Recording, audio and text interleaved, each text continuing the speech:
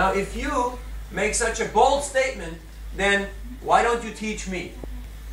Why don't you tell me what the actual meaning of Vedanta is? And Mahaprabhu said, sure, why not?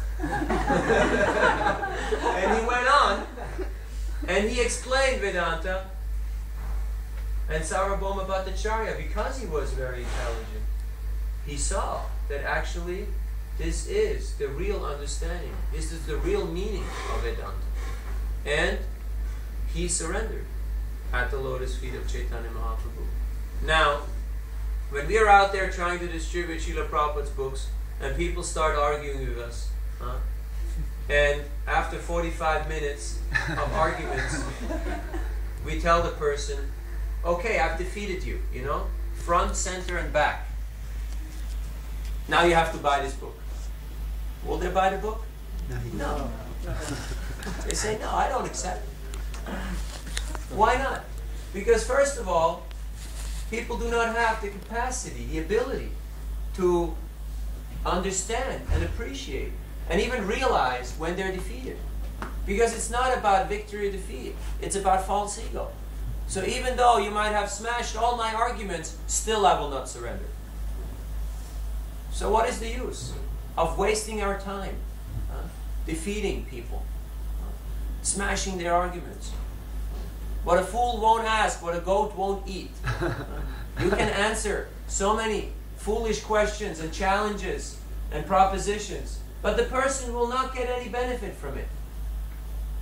It will only serve to satisfy our own arrogant mind, who thinks, oh, very nice. Just see how I put this one in, and that one in, and that one, and that one. I blocked him here, and I blocked him there, you know, like chess, you know. But at the end, there is no benefit, because there is no surrender. But Sarvabhauma, because he was truly intelligent, he surrendered to Mahaprabhu. And he became so ecstatic in following Chaitanya Mahaprabhu's instructions that when the Lord, a few days later, I don't know whether it's a few days, but sometime later, Chaitanya Mahaprabhu in the morning went to see Lord Jagannath, and after the Mangal Arti, he took some Mahaprasadam and went immediately to see Sarvabhauma Bhattacharya. So the Bhattacharya got up with great haste from his bed, and he ran outside, and he just took the Mahaprasadam and ate it. Now that's not something which you usually do. Not even as devotees. You don't just get up and eat Mahaprasadam. Right? Usually you get up, you offer obeisances, you go and take your bath, you go to the temple, you chant your rounds, you listen to Bhagavatam, and then you take prasadam. Now, of course, some of you might be on the platform of ecstatic love of Godhead, so you just get up and take Mahaprasadam. But the point here is that Sarvabhauma Bhattacharya had become so blessed by the mercy of Sri Chaitanya Mahaprabhu that all the dullness in his mind was eradicated. So he just ate the prasadam which was offered to him. And he chanted these two verses, which were there previously, where it says that one should eat Mahaprasadam of the Lord immediately upon receiving it, even though it is dried up, stale, or brought from a distant country. One should consider neither time nor place.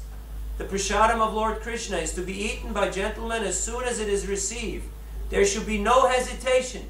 There are no regulative principles concerning time and place.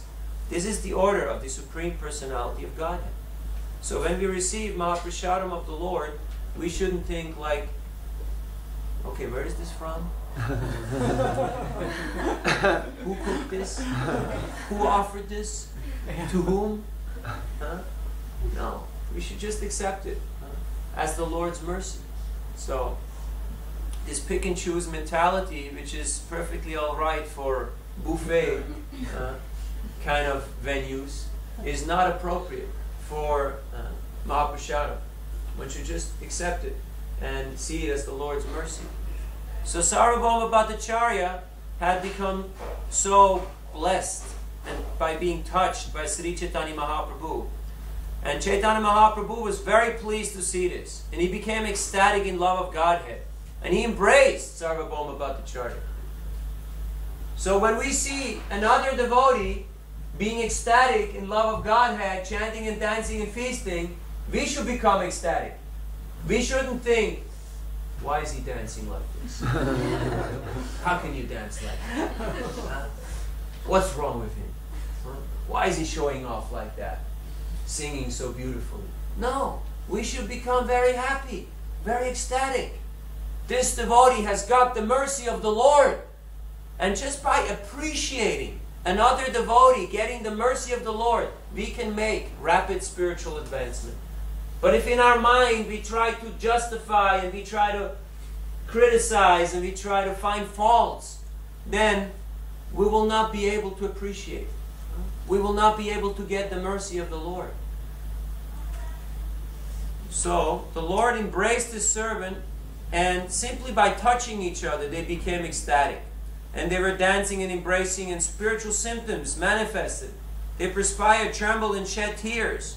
And the Lord began to speak in ecstasy. So Chaitanya Mahaprabhu said, today I've conquered the three worlds very easily. Today I've ascended to the spiritual world. The Supreme Lord Himself is saying this, simply by embracing His devotee who is ecstatic in love of Godhead. So, Sri Chaitanya Mahaprabhu was very happy, and he said that all my desires have been fulfilled because I see that Sarvabhauma Bhattacharya has acquired faith in the Mahaprasadam of Lord Jagannath. So faith is a very precious commodity. Krishna consciousness is not an artificial imposition of the mind. We are not here in some social or cultural society where we just go through the rituals. Just like when you go to see the Queen, there is so much protocol, there is so many rituals, there is so many do's and don'ts. So we are not here just to fulfill the protocol, the do's and don'ts of what is required to be part of this society. But we are here to invoke our loving emotions, our ecstatic feelings for the Supreme Personality of Godhead. When Gop Kumar went to Vaikuntha and he was seeing Lord Narayan, he went there and he said, "Hey Gopal!" And everybody looked at him like, where is this guy coming from? You can't scream out like this.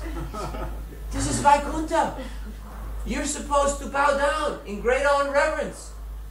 You know, you chant Vishnu Sahasranam, you chant the different prayers which are appropriate. You don't just run up and it's like you have a big board meeting, and all of a sudden, you know, the kid, the son of the president of the corporation walks in and goes, "Hey, Daddy!" And everybody goes like, "What's this kid doing here?" Now the president of the corporation, he's pleased.